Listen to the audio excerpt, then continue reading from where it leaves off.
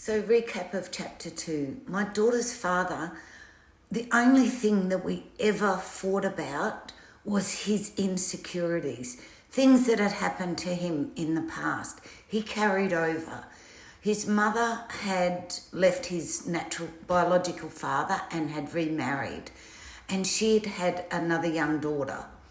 And he felt that his mother never loved him the way she loved this other girl. And it always played a big part in his life.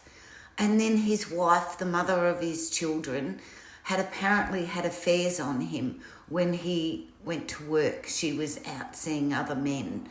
And he never got over that. So he carried that over into our life together. I never carried it over. The only thing I ever offered that man and his children was pure love. I never went out with anybody else. I never looked sideways at anybody else. I showed him love. I looked after him. I worked so bloody hard for him and the kids all the time, all our life together. I pulled him up out of the gutter where he had no money, no food for those children. And I did without a lot to give them the life that they had. And I'm really grateful that all the kids are still in contact with me now and they still love me. I don't have any real contact with him. I never have all my life.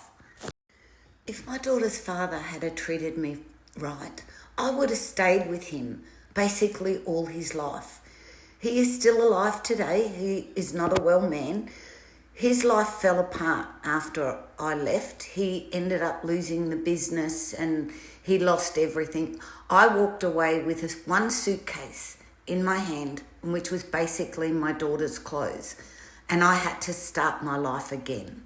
I did move back to my mother's. She did help me, but I helped her also in a lot of ways. More to that later on.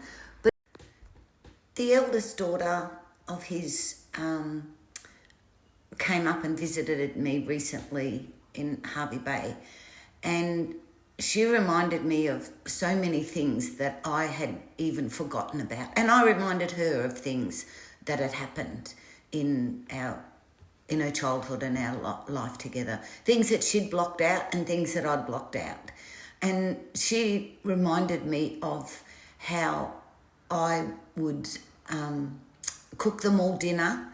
They would have meat and 5 veggies every night.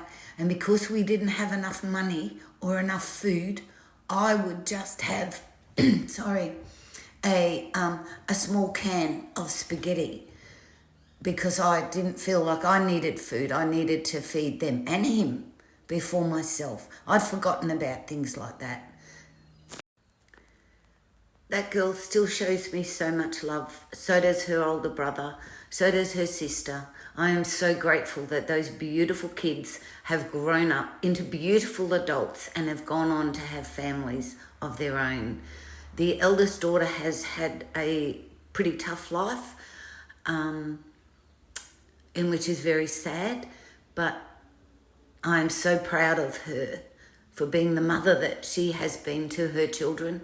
I'm proud of all of the kids, and I'm so grateful that I had them in my life. And as far as I'm concerned, they are all still my children, and their kids are my grandkids.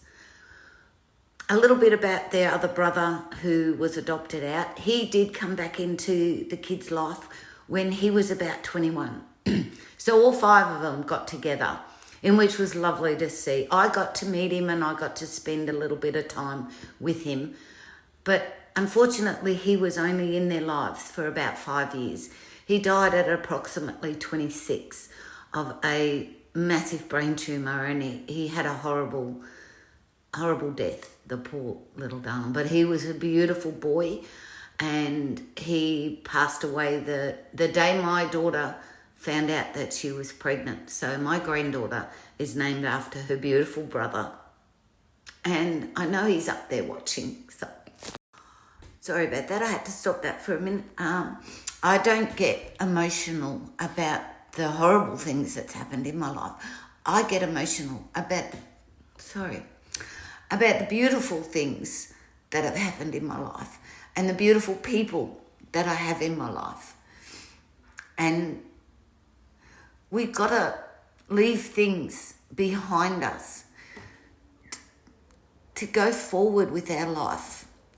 If you carry these things over, you forget how to be loved. When somebody does come along into your life and show you love, you forget how to accept that love.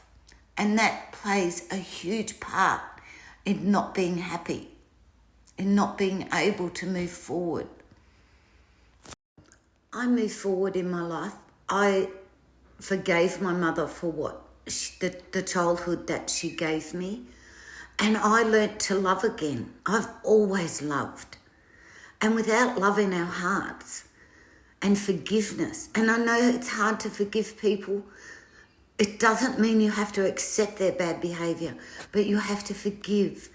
Go back inside yourself. Go deep inside yourself and look at what happened. Have a conversation with that person and get the outcome that you want, that you need to heal. And then move on from it. We are all here to love each other. Don't forget how to love, but love yourself. That is the most important thing. If you can love yourself and project that love out into the world and people who come into your life, they will hopefully project love back to you. But they're going to need to heal too. We all need to heal. Otherwise, we're just going to keep spiralling out of control. I never had any bad feelings towards my daughter's father. I always hoped that he would find peace and happiness in his life. It wasn't my decision for him not to watch our daughter grow up. That was his choice. So I stood by that choice. And I decided that when my daughter was old enough to walk in and meet her father and make her own decision on him, I would allow her to go and see him. I never ever put her father down or told her the things that happened in her life, in her childhood, and our life there with her father. But I always did keep in contact with the other 3 children. Not so much the youngest daughter when I first left her father, because her father didn't want that. But when she became a teenager and she was out on her own, yes, she came back into my life then and got to see her sister and spend time with her sister, in which that's really good, because I always wanted my daughter to know her brothers and sisters.